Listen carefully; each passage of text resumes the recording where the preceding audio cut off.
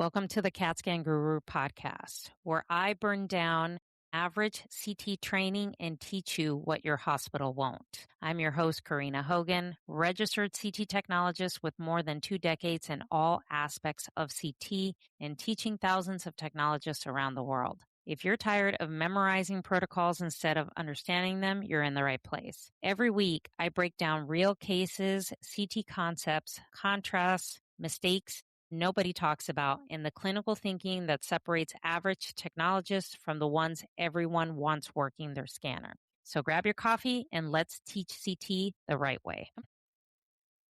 Hello, everyone. Welcome back to the CAT Scan Guru podcast. I'm your host, Karina Hogan. So welcome back, everybody. I know I've taken a little bit of time off because I have a lot of exciting things happening in my brands and everything. So kind of wanted to share a little bit of some updates that I am giving you guys, and then we'll get into today's episode. So first update that I have for you is I have kind of revamped and restructured some things as far as the CT Tech Academy.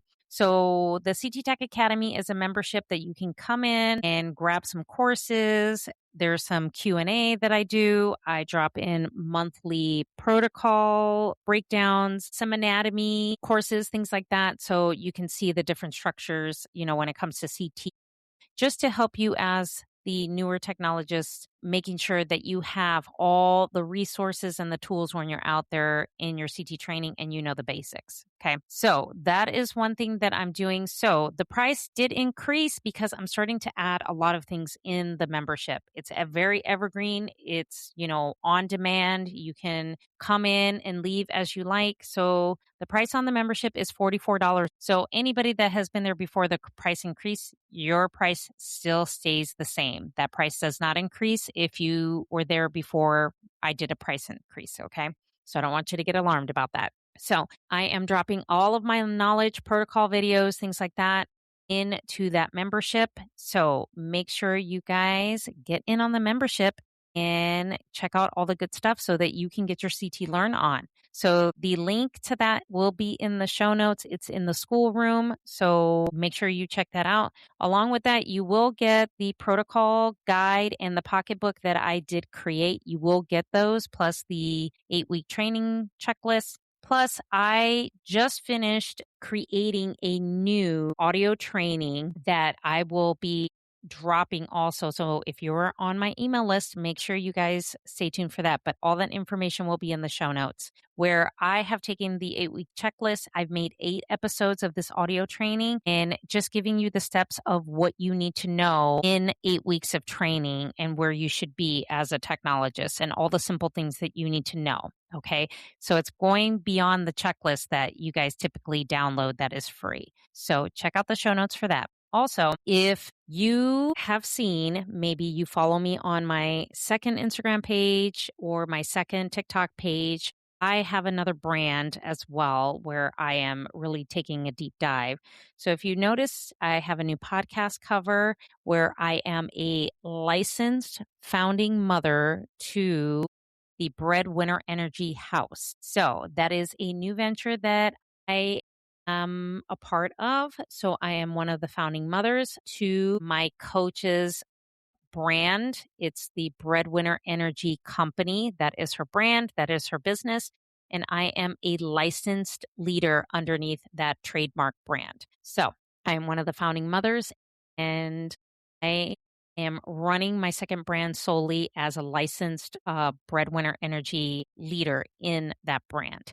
So that is what I do, and I am super proud of that. So if I know some of you that follow me on all the CT stuff do follow me on that other page because it was a private page, and now that page is a business page and it's public. But if you want to check that out, I'll put the link in the show notes for you as well. You guys can check that out. So lots of good stuff happening. So that's why I have been MIA, because to be a licensed leader, there's a lot of work that comes behind that. So it has been a very exciting venture. And I am also launching a new offer on that second brand as well. So now let's get into today's episode, where I'm going to give you a created. So this is a series that I think it's very important that we talk about. So in this month for August, we are going to be talking about the conversations in CT nobody is having. So that is the series for this podcast for the month of August. So I'm going to be dropping about 4 episodes in this series. Make sure you watch out for TikTok because I will be doing videos on this as well. So, in today's episode, we're going to be talking about underneath the series, the protocol is wrong and that is okay. And you're thinking, Karina, what the fuck does this mean? Well, I'm going to explain it to you. Okay. So, the protocol is in the patient when it comes to CT. Okay.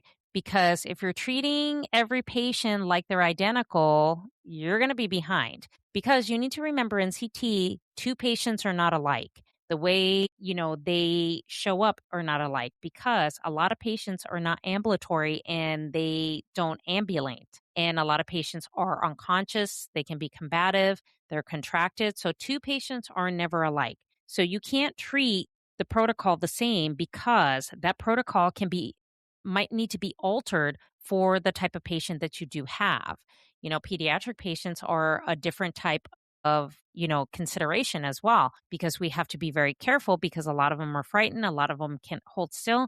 And sometimes sedation is not possible or not clinically warranted, depending on the diagnosis and clinical history. So the patient is different. So we can't, execute a protocol and thinking that it's going to be for every patient. Sometimes we do have to alter it or make what we can work in order to execute that exam and get optimal images, which sometimes isn't really possible. Okay. Now, I'm going to be giving you some tips throughout this podcast episode, okay, to really get your critical thinking skills, working here. So, when is it appropriate to question a protocol? Now, I can honestly tell you when is it appropriate is when the clinical diagnosis ain't going to match that protocol and it's something that you're like, this does not make sense. That is when it's appropriate to question a protocol. Okay. Another thing is if it's going to not maybe a different test or a suggestion from the radiologist might be better. That's another reason to question a protocol and ask for any kind of guidance and saying, well, maybe what they're looking for, they may need this other exam as well on top of this one to rule out what it is that they're asking for. So those are kind of some examples of when you should question a protocol because we always want to make sure that we exercise ALARA principles. And I know physicians order a lot of things and the ordering is very over excessive. I totally understand. However, we also can do our due diligence to just question a protocol if it doesn't make sense, if it might cause the patient some harm, or if it's overexposing them, or if it just isn't going to give the doctor or the provider all the information that they need. Okay. Now, there is a difference between following instructions and practicing clinical thinking. Now, when you're following instructions, you're just doing what they asked. And 99% of the time, because radiologists don't like to get involved, that is what we have to do. But a lot of times we do have to put our critical thinking hat on and saying, okay, if they're ordering this, but here's the clinical diagnosis, is this exam really going to cover what they really want? And that's when, guidance from the radiologist and recommendations from them really come into play. And I know that I've heard a lot of stories from you guys, especially the DMs and the comments that I get on social media, is that, radiologists are not helpful sometimes, or they cop attitude with text, or they say, just do whatever the doctor says. And then when we do that, then they question why we did said exam. I can tell you all those scenarios, I've gone through them. And then when you fire back and you say, well, I called you and asked you, what is it that I need to do? What would you recommend? Because I think sometimes they forget that, we take guidance from them to execute what we need to do for them to read it. And that's the thing that happens because the relationship and the collaboration between radiologists and technologists needs to be better. Okay. So there's a difference between just following instructions and actually critical thinking and saying, okay, is this really safe for the patient? Is this really going to give the provider or the doctor what they need? Is it really going to give them all the information that they're looking for to figure out what's wrong with the patient? So that's how you can kind of tell the difference between those two and you can kind of, distinguish them. Now, the thing is that we all see different things. Okay, when it comes to protocols, and some protocols do not make sense. And a lot of times, doctors and other providers will order exams, and you're like, okay, well, I'm doing this head, and then I have to do a CTA runoff, and then I have to do a CTA head and neck. So sometimes we get some very wacky orders. So what I like to do is I like to ask, okay, this is a lot of contrast. Which exam do you feel is more important? Because if you're saying, hey, we have a limit on contrast dose, and the ordering physician is saying, well, I don't want to give the patient no more than this amount of contrast. And you're like, okay, well, that's not going to cover both of these exams. It's like, which one takes more priority, right? Because sometimes, patients have, compromised renal functions. And then sometimes ordering physicians are saying, nope, we're not going to give that amount of contrast because there is a risk. And right now, the risk outweighs the benefit. So they have to be really careful and pick and choose, hey, this is the exam we need to get done now. And then in 24 hours, we can get the other exam as long as it's deemed safe. Okay. So those are some kind of real scenarios that I've been through. And I've been through where, yes, if it's going to cause a patient harm, that we express the, being uncomfortable and the reasons why. And I know in a lot of hospitals I've worked at, they have the CUS method where you say, doctor, I'm concerned, I'm uncomfortable, this is a patient safety issue, we need to stop. So you can also practice that as well. Okay. And then, experienced techs, we adapt safety. So we make sure that we keep the patient safe. We make sure that the exams are correct and they match the clinical history and the clinical reason on why we're doing said exam. We make sure that our protocols are optimized so that we get optimal pictures. We make sure our patient centering is correct. I always say this in every episode. I'm going to drill it until it hits home, guys. Okay. Patient centering is very important because that is what's going to calculate the correct dose. And I see a lot of technologists that say, oh, well, that's not important. Yes, it fucking is. It's important to make sure that you center your patients correctly. You can still center a patient correctly, even though they are contracted, even though they may be morbidly obese, even though they may be X, Y, and Z. Okay. You can still do that. Okay. And still keep the patient safe and making sure that the correct dose is administered. Okay.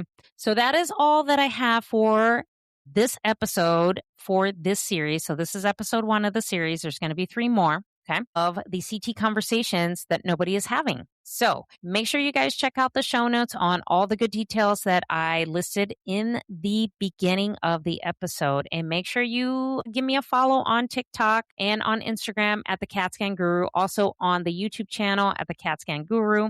So all the video portions of this podcast go on the YouTube channel. And make sure you guys get in on that free training so that you know exactly how you need to learn in the 8 weeks of training, even if that's all the training that they give you or in the first 8 weeks of your training. Okay. You want to go a little bit deeper? Make sure you come join the CT Tech Academy. And the membership is great. The texts that are in there are great. And you will have a bundle of courses to learn from. So thank you so much for joining me in this episode. I'll catch you guys in the next episode. If this episode helped you think differently, don't let it end here. Download my free CT training through the link in the show notes where I teach you what you should know in 8 weeks of training. If you want to go deeper, join the CT Tech Academy, where many technologists learn the concepts of CT better than a textbook. Until next time, keep scanning smarter.